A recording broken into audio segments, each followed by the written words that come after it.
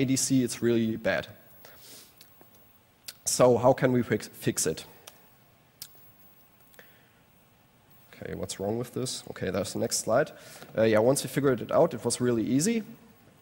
This is a fix suggested by Mikkel Holm Olsen.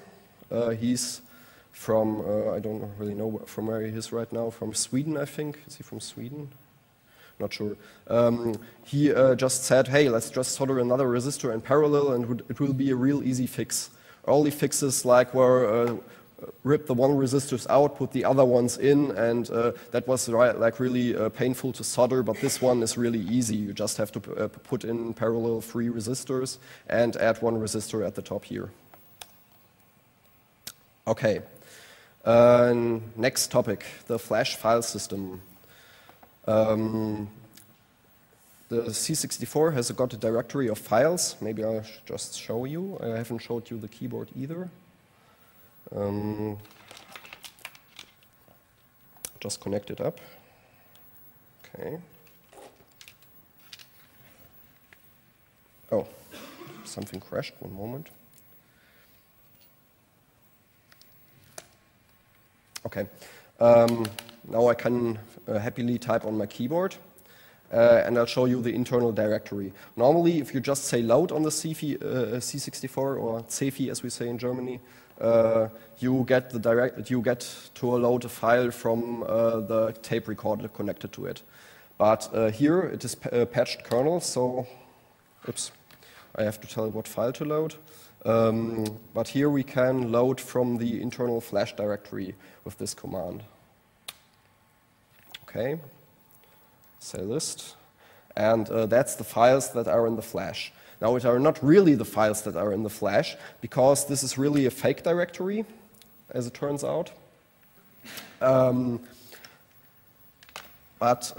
there is a directory in the flash that says which files are there, and each directory entry in this flash directory consists of a file name, the start of the file in flash, that's the start address, and a load target address. What's interesting is that in the directory structure there's not a size for the file. The size for the file, while loading it is discovered through the run length encoding that the file has. The run length encoding means like if there are blocks of zeros and ones alternating like 0, 1, 0, 1, 0, 1, 0, 1, 0, 1, it just says something like 0, 1, 2 bytes, repeat 50 times or something like that. That's like this kind of encoding that's used in the DTV. And it has also got a terminating byte like 0 when you are finished with decoding everything. And that's how the length of the file is actually determined. Yeah, and that's what I just said. There's an additional file named $, for the directory listing. So when I said load $, it actually loaded the file $. That makes the flash loader simpler for the developers. But that's not so good when we add files to the flash, because they might not show up in the $, directory if we don't patch that also. Okay, how can I transfer data to the DTV? I've got 2 options, either by using a floppy disk or by DTV trans.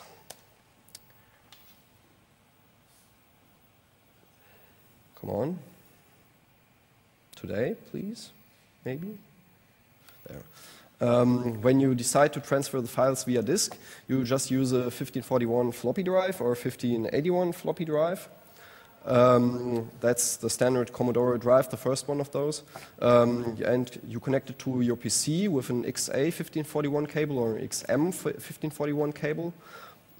This one connects to the parallel port, and you can like put files on the floppy, and you could also run it on a normal C64 if you want. Or now you connect the drive to the L connector on the DTV, and most games work this way. If you just take the disk image, put it on the floppy, and run the game on the DTV, it will work, because the DTV does a real nice job at resembling a C64. When you want to connect the PC and the DTV to the disk drive at the same time, you would like just use these 2 commands. It makes both devices don't pull the clock line low at all times, blocking the other device off of the bus. So like if you only use the C64 at the one time and the floppy at the other time, then they can both be connected to the same device at the same time. Oops, I think I pressed 2 times. or whatever. DTV trans is the other option, right? One moment. You like make a cable yourself. It connects the power port of the PC to the joystick port on the DTV you added. I forgot to tell you in the beginning, a joystick port just only is also 5 wires connecting to the PCB. It's like where the normal joystick is. There are also the pins for the other joystick. That's where the 4 keys in the front are. There you can solder the other 5 wires. The cable consists only of the 2 plugs for the joy port and for the PC power port and of 5 diodes. The diodes, they are only so the parallel port of the PC gets open collector style. That is, it pulls to G and D and can sense the level on the wire. That's so that both devices don't drive against each other electrically. The software is special software on the DTV and PC. There is a basic program available for bootstrapping. So if you haven't got a floppy device, you can like just type in a simple basic program on your keyboard and bootstrap it that way. Yeah, you can transfer data from and to the RAM of the DTV that way.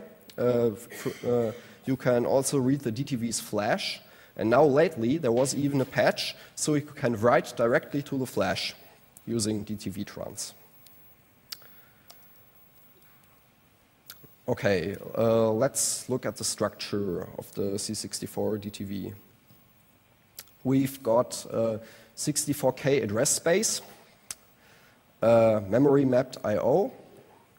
I/O registers resemble those of the C64. And the C64 bank switching scheme through the addresses 0 and 1 is also resembled. That's because so it's compatible with all the games and stuff like that. There are now also additional features added. It's got 2 MB of RAM and 2 MB of flash. Now I'll tell you in a moment how it works together with the 64K's address space you only got. The CPU registers are remappable. That's a very interesting feature. Then you also got burst modes for the CPU. It makes it faster. The VIC is improved. The SID is improved, yeah, and somehow also slaughtered. A DMA unit is added and a blitter is added. CPU improvements, you can put it in skip internal cycle mode and you can put it in burst mode. In burst mode, it can actually fetch 8 RAM bytes at the same time from the DRAM that's on the board. And then it can like execute 4 immediate instructions, if that says something to you, at the same 1 megahertz cycle. So it's like really fast if you align your code on the 8-byte or 4-byte boundaries. I'm not sure right now. That's something for you demo coders because I'm not really so interested in writing optimized ASM on it. But yeah. There are new VIC features. You've got 256 colors. It can address the full 2 MB of RAM. That's very interesting. And it can display 320 times 200 pixels at 256 colors at the same time. Now that's really remarkable because when you remember the C64, it could natively only display the full 16 colors if you told it to like always combine 2 pixels that are left and right of each other to 1 pixel. So it had like 2 bits to encode 4 of the colors you could select, and then you could do tricky things like switching the colors between the lines. But yeah, it's like really, it was really complicated to get lots of colors at the same time on the normal C64. So then this unit really makes it easy if you want. The video timing is programmable. It can be programmed to NTSC and PAL, also keeping the same oscillator. Although the PAL and DTV and NTSC units that exist use a different one. The bad line emulation can be disabled. Normal C64 has got bad lines. They happen every 8 lines. That's when the characters are fetched that are going to be displayed in the next 8 lines. The video chip needs more memory bandwidth, and that's why it stops the CPU for a time to have full access to the memory. So you the CPU is really stopped every 8 display lines for about that raster time. on the screen, and yeah, it's like really painful if you code some stuff on it.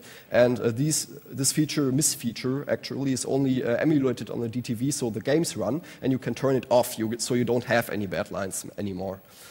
Yeah, and the borders can be disabled, so you can natively display sprites in them. The SID was modified. Yeah, well, the audio filters were removed. That's what I meant with slaughtered. Some sounds don't really sound nice with removed audio filters, but it's okay for most games. But it's not going to be very good if you want to use it as a musician. Some other features were added, but I'm not really a musician, so I don't really understand them. But there's a guide that says what features were added and what were removed. I'll show you in a moment.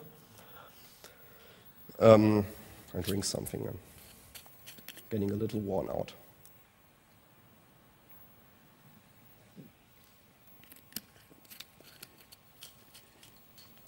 Okay, this is the memory map and bank switching of the original C64.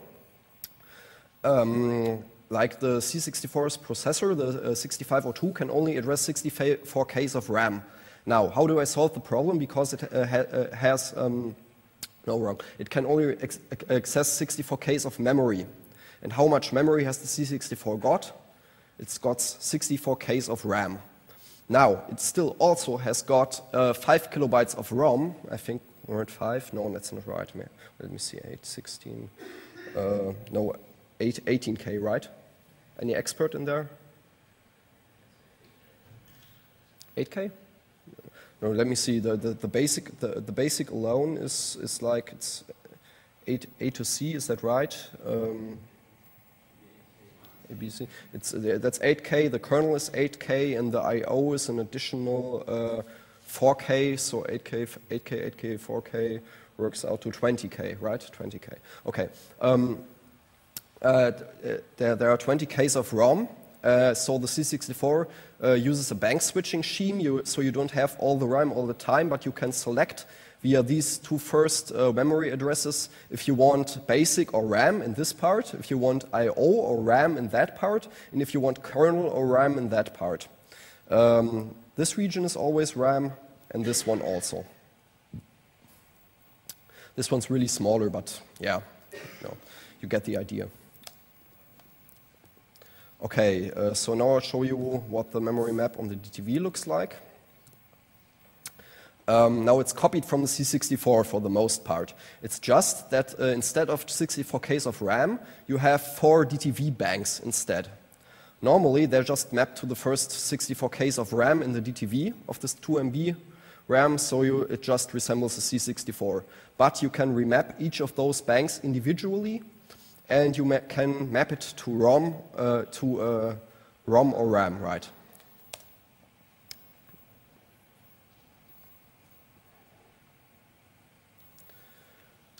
What was interesting on the last slide was the feature through the first 2 addresses to select the banks is still kept. So it's like 2 bank switching schemes on top of each other. Okay. Now the bank switching registers are actually, let me first tell you about these CPU registers. Because there are now 15 CPU registers instead of 3, A, X, and Y on the 6502. The new registers, the 15, are mappable to A, X, and Y. Normally they're just mapped 0, 1, 2, but you can remap them by special opcodes, like have remap the accumulator, and you have remap X and remap Y. Now the registers of this set, of this 15 register set, 12, 13, 14, and 15, select the bank base addresses for the 4 memory banks I just showed you. So that's how you get that memory.